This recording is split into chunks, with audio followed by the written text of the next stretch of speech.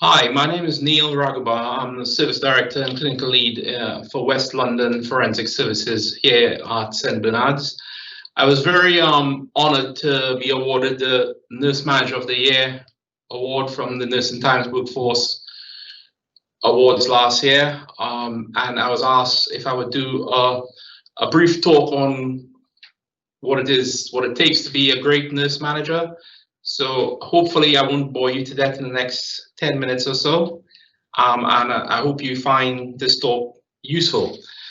So I guess a little bit about me. To begin with, I was born and grew up in my native Trinidad and Tobago in the Caribbean.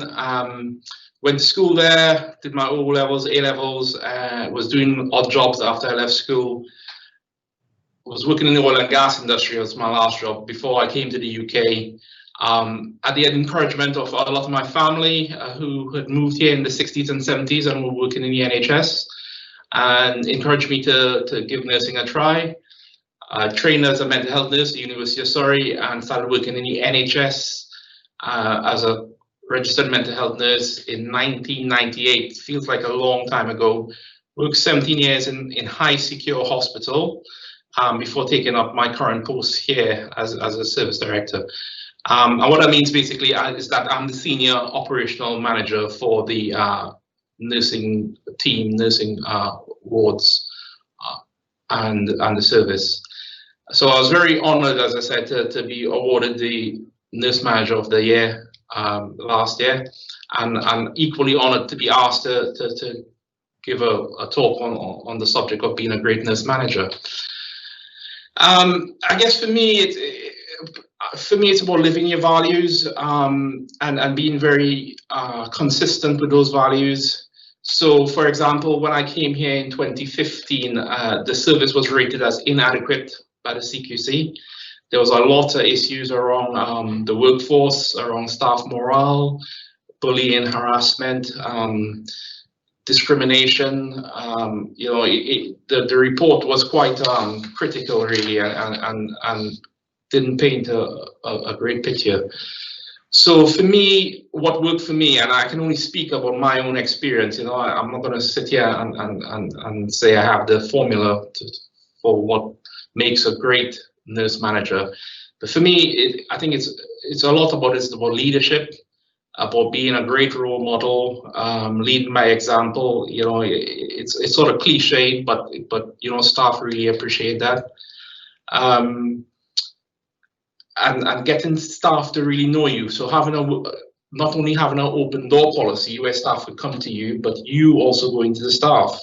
I have 7 wards here, over 120 beds across male, medium secure units. So it gets very busy, very acute. We manage risk. That's probably what we do best as a service, as a forensic service. And staff really appreciate seeing their managers on the ground floor, being visible, being able to approach their managers and talk about any issue, and not just the hot topics, but just saying hello and good morning and how are things and that sort of thing. And I feel that staff really appreciate having managers who they can talk to and who they know who they are. They don't just turn up when something goes wrong or someone's going to get a telling off or something like that.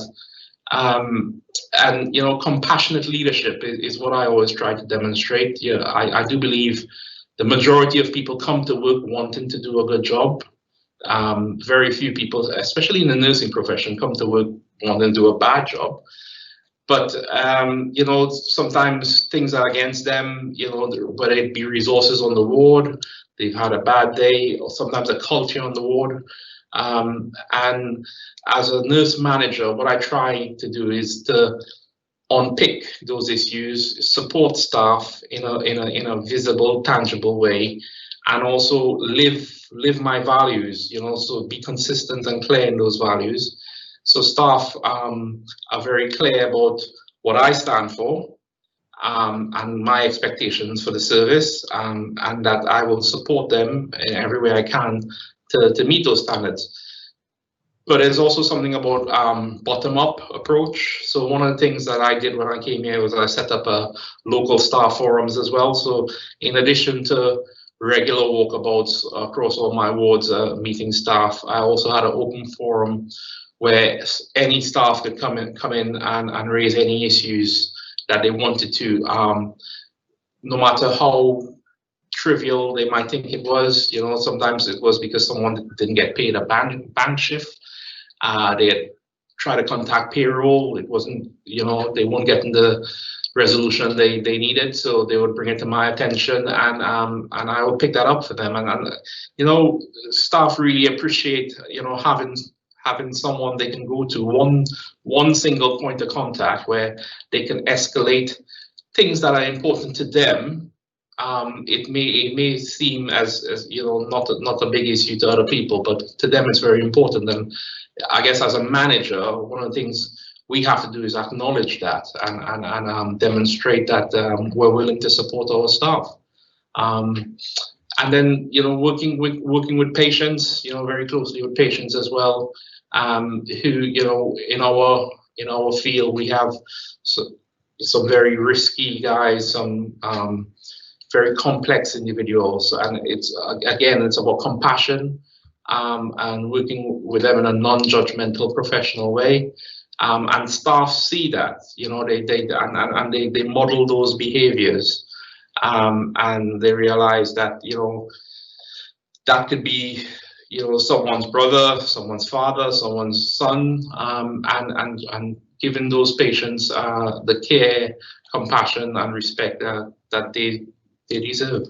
As a nurse manager in a secure mental health service, we're very aware, acutely aware, that you know, our patients are some of the most socially excluded people in society. So we really work closely with them to give them some sense of hope, and to help them on their recovery journey back into society.